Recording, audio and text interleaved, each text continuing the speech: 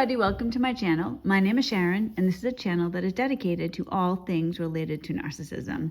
Speaking of things related to narcissism, Paris, welcome back to the channel. Hi everybody. I couldn't resist that. I thought it was a good one. Was it good or bad? It's a good one. It's unfortunate, but it's a good one. That's true. So we have Paris here. Some of you know Paris. She's my daughter. I was going to say she's 19 years old, but she's 20 years old now. So my adult daughter is here, and sometimes she comes on and we talk a little bit about narcissism, especially from a child's perspective. But also at other times we have Paris come on to give us life updates, because Paris is moving on from being unfortunately mixed up with a narcissist. Her father is the narcissist.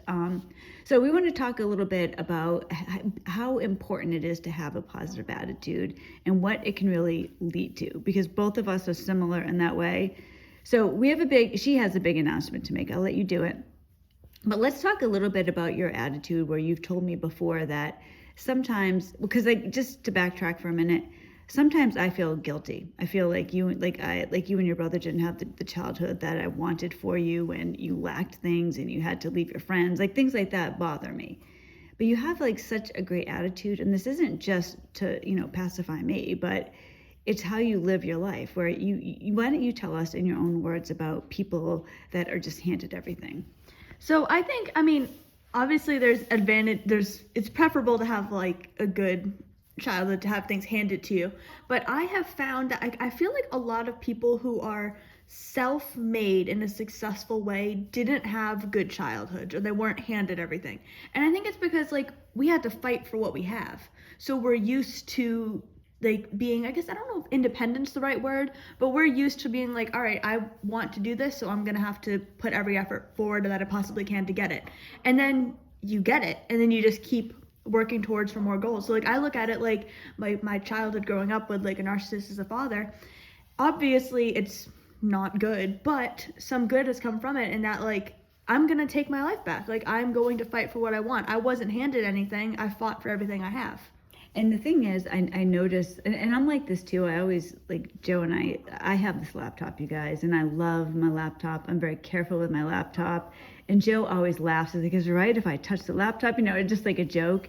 But I'll say to him sometimes in seriousness, well, you know what, if you get me something nice, you can be guaranteed I'm going to take care of it. Because it's what you said, it took me years to save up for this laptop. And I noticed with school, anytime you put your own money towards school, or anytime if I bought you something, or you're always you take care of things, you appreciate things that you have, there's a value that you recognize that I don't know a lot of people your age if they have that. I've noticed with college that now there's absolutely nothing wrong with if your parents are paying for your college, your grandparents, if you're using financial aid, there's nothing wrong with any, or if you're paying it yourself.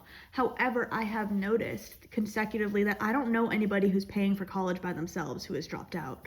A lot of the kids, you can kind of tell who had everything just handed to them, and they didn't really want to go, and their parents, got them in, they used their money, they got them in, plopped them in. You can tell, because there's a lot of people that will back out throughout the semester. And it's not to say they're not good students, or they're not good people, or their parents did the wrong thing, but I've noticed that when you fight for it, you also stay in the game.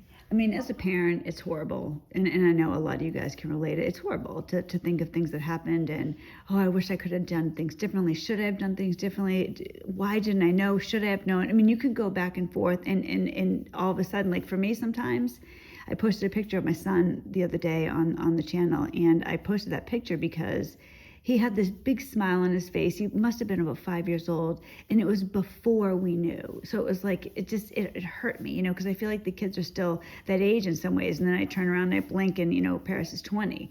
But for all of us parents, and I'm not trying to just say, well, we should completely escape responsibility, or if we had, if we did things to ignore it. I don't mean that. But I think what Paris says, we can take some solace in that, because she's right.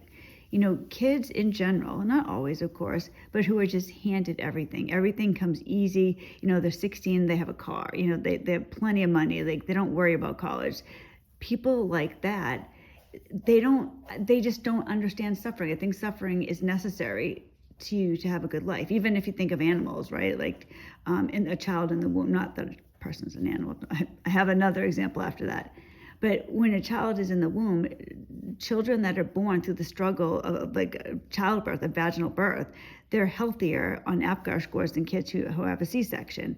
Or like little birds, you see them struggling to get out of those eggs, and they look exhausted at the end, and you feel like, well, I could help this poor thing, but helping it would hurt it. So I think just like it's a long-winded way for me to say that sometimes, adversity makes for a successful life. I think so too. It's like when you have to fight something and you earn it yourself, like it has more value than if it was just handed to you. And then also too, it's like you're used to putting in more work. Like it's not going to just be handed to you, and you know that. So you're like, all right, what do I need to do to get what I want? Like, how do I, not in like a selfish way, like, okay, I want everything I want, but like what my goal is, whatever your goal is, insert it there, and you have to figure out how you're going to get there. I've said this to Joe so many times. He's like, wow, I can't believe how successful Paris is, or how on track she is, and he's right. And I feel that way as well.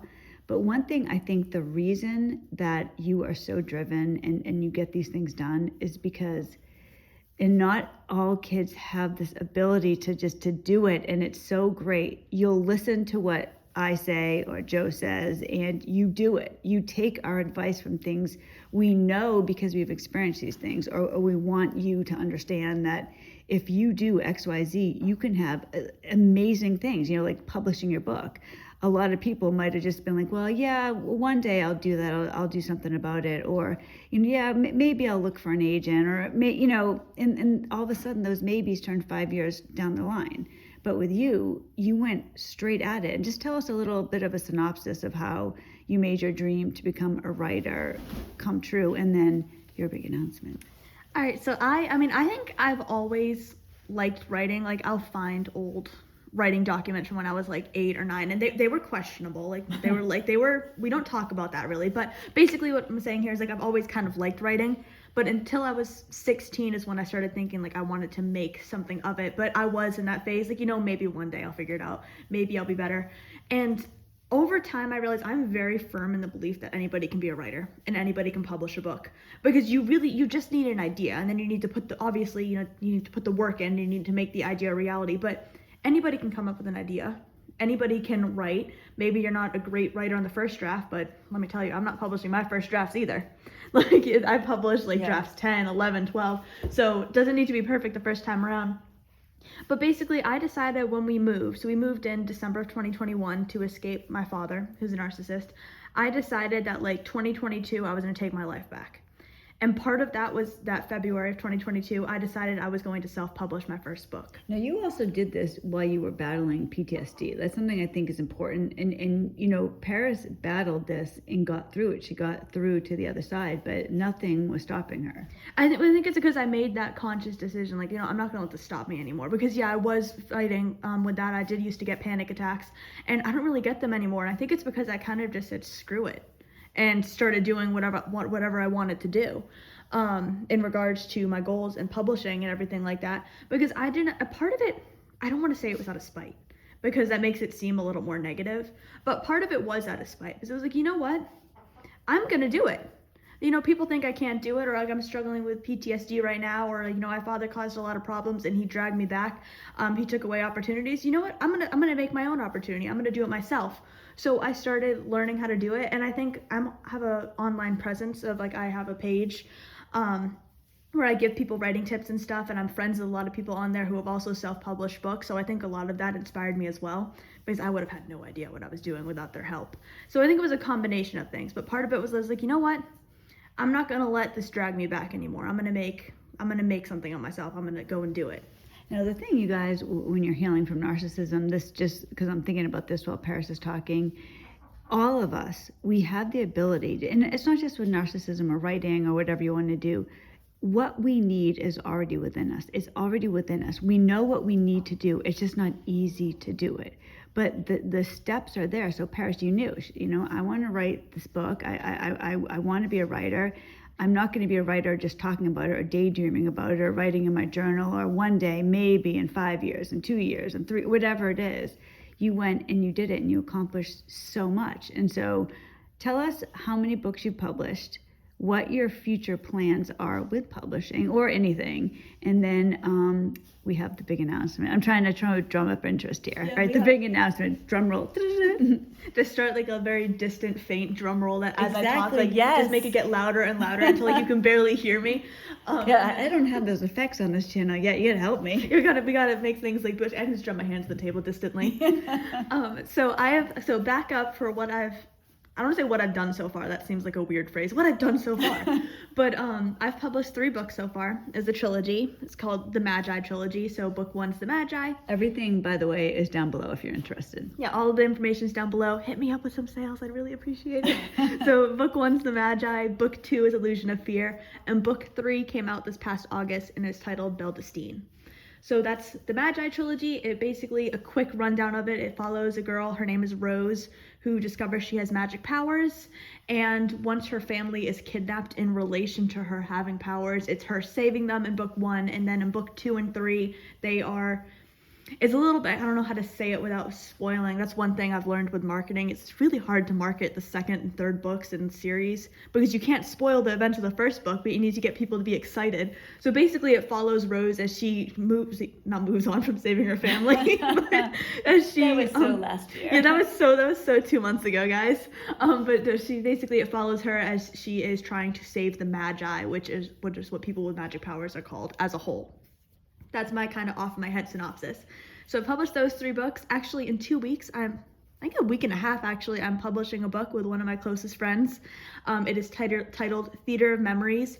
Ebook pre-orders are open now. We can put that information down below as well. Paperback and hardcover you can order on November 16th. That is when they will be popping up, assuming no publishing. And I just have to say this with Paris too. You guys know that I have to pay full price for the books that I buy from Paris. Paris, speak about this. Well, listen.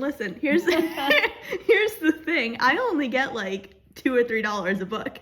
I don't get that much money from these. Like, it's not like I'm getting like 10 of the $15. No, I'm getting like $2.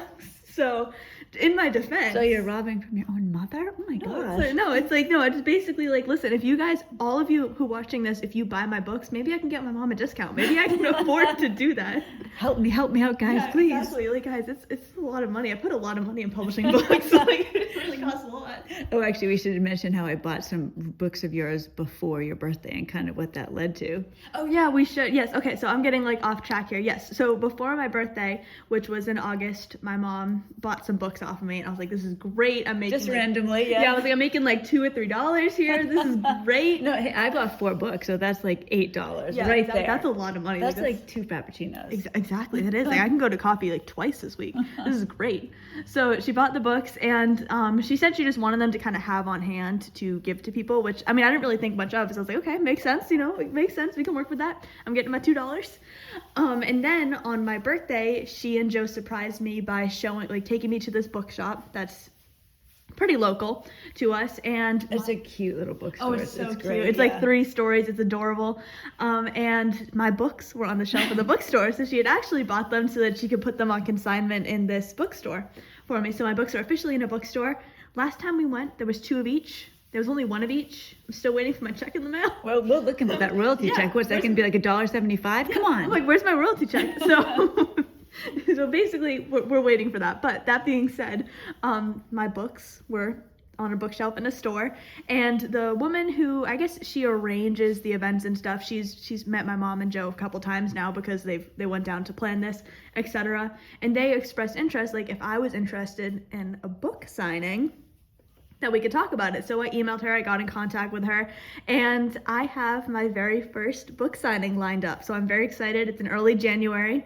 It's going to be like for my Magi trilogy, and then also Theater of Memories will be out at that point as well. So I'm very excited because one of my biggest dreams as an author was to have a book signing. Like, that is so cool. That's so exciting. So I officially, pretty much, I mean, really thanks to my mom and Joe for setting up the initial start. We happened to meet this woman, guys, but Paris Joe always says it. So I don't want to be like real braggy, so I'll say it through Joe. She's a superstar, like you are. Like you get things done. So you did all this work, and yeah, it was easy. The easy part was getting it into the bookstore. And that was, yeah. Oh no, I mean, it was pretty, like, I pretty much emailed her, and she emailed me back like a couple days later and was like, yeah, sure, pick a date. And I was like, that's it. Like that's all I need to do, because I've tried for book signings before and it hasn't worked out at different locations. So I'm very excited. I'm in the process of prepping things. I'm gonna need to order books for it because I kind of need books to sign for a book signing.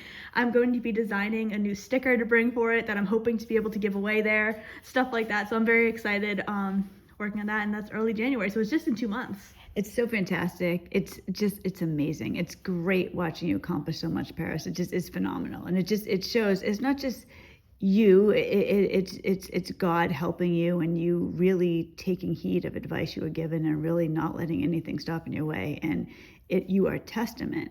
I mean, I am too, to a degree, because I feel exactly the same way that you do. Like if you want something, you absolutely can do it. You might not be able to do it right now, today, but you have everything already inside of you. It's just having the motivation to get up early, to do these things, to just start tackling. Even I think Jordan Peterson says, now I don't know that much about him, but I think he gave this quote. I think it was him. He was talking about if your house or your life is a big mess, start cleaning one corner. Start making your bed every day. Start like tackling that closet. Just start somewhere. Something overwhelming. If you just look at the magnitude of it, it can be intimidating. But if you look at it, like I can start making my bed, or if you're a Paris, I can start writing. For 45 minutes a day, I can start sending out a couple of emails, and before you know it, like you can really be back on track. I say that because it's not that I just believe it, but I know it's true. Paris and I have done this. We live this way, and it really does work. So the big announcement, the book signing. Now, if any of you are interested in this, if this is something you would be interested to come to, comment down below or email me, because I'm not 100% sure. I want to give out the exact location, but I'm not 100% against it either. So let me know if this is something that you'd be interested. We are in Ohio, if that means anything. We're northeast Ohio, so in the Cleveland area. So if you're interested in that, let me know. I hope everybody has a great weekend. I will be back. I'm not sure if I'm going to have Joe on next week or not, but you'll hear from Joe again soon. And Paris, you'll be on, probably at least one more time this year, I would say. Probably, yeah. I mean, it's getting close. All of a sudden, it's like the holiday season. I know. Maybe we can do a little Christmas special. Yes, okay. It's a deal. Mocha. No. Oh my gosh, right, you guys tell us this. Oh my gosh, right in front of me. You guys. So I am not a peppermint person. Like, I don't hate it. I could eat peppermint candies and stuff, but I'm not a huge fan of it. Paris likes peppermint. So what is it? Peppermint mocha iced coffee? It's a peppermint mocha cold brew. Anything with peppermint mocha. From Dunkin' Donuts. Yeah, from Dunkin' Donuts. It's so good. I have one with me right now as we speak. You guys, she bribed me. Well, no, she didn't bribe me. She got me. Offered. I offered. I said that wrong. I was like, we'll do the video and I'll buy you a coffee. And then she had the nerve to order a peppermint one. I told her I don't pay for the peppermint ones. Guys, it's like mouthwash. It's like you're drinking a coffee mouthwash. So tell me, are you a peppermint mocha person, or are you straight just cold brew with cream and sugar? Which do you prefer? I'm personally a peppermint mocha fan. I'm just straight cold brew. All right, guys, so we will see you soon. But yes, so Paris and I will have a Christmas celebration, a holiday event. Like, it'll be you and me. That'll be fun. We'll do that. So look forward to that. So we'll have a live. Well, maybe we could even do a live. Ooh, that would be fun. We could do that. Maybe do some giveaways. If you're interested, let me know. All right, but I'm going to sign off right here. I will talk to you guys soon, and I hope you have a great day, weekend. Bye.